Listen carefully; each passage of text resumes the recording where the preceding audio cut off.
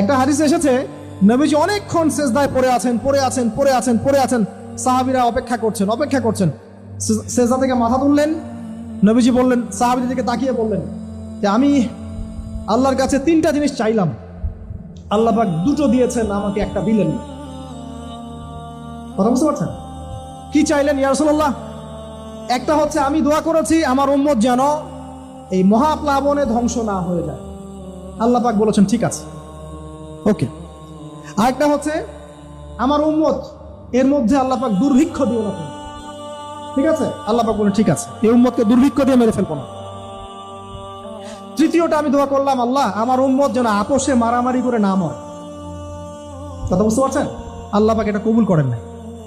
আল্লাহ পাক এটা বলেন নাই যে ঠিক আছে দিলাম, বরং এই উম্মতের মধ্যে একবার তরোয়াল উঠলে এটা নামবে না, চলতেই থাকবে। দেখেন চলছে না বাস্তবতা।